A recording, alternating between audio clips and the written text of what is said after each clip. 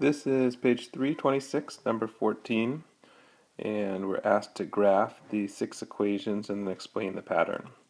So the first equation up there on the top left says y equals 1/2 x. We can do this with some points, a table of values. Our first point might be if we plug in 0 for x, we get 0 for y. If we plug in 4 for x, 4 times 1/2 is 2, and we get 2 for y.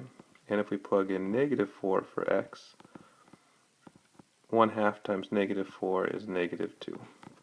So if we graph these, we're going to get 0, 0 here, and 4, 2 here, and -4, -2 here.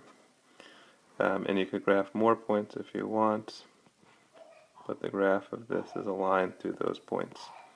From class, we talked about the fact that when none of the variables have exponents or are being multiplied by each other, we end up getting a line as a graph.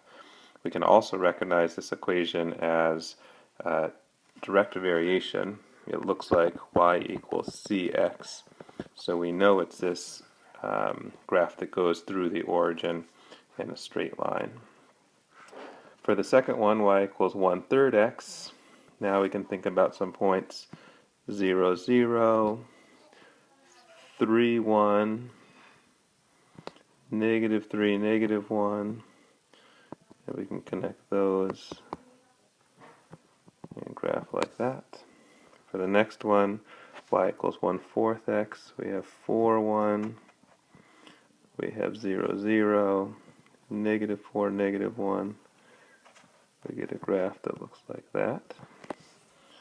For the next one, we get 5, 1, 0, 0, -5, -1.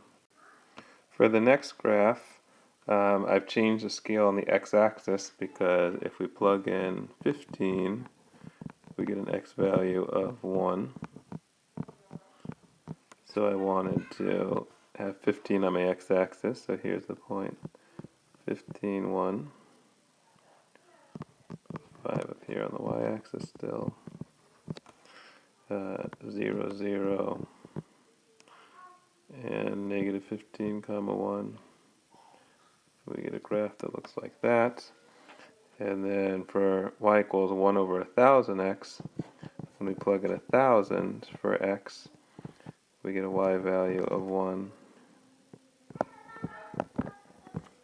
So we get a point over here at 1000, 1, 0, 0, and -1000, 1.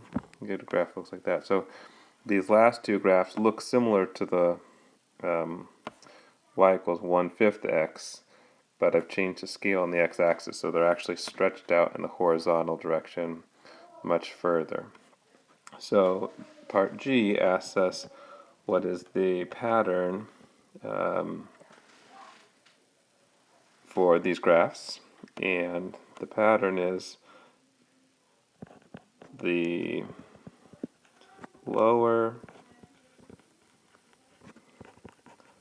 the number we multiply x by,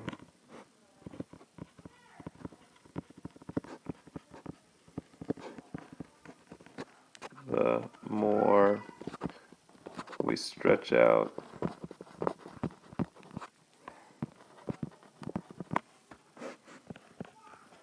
the graph in the horizontal direction.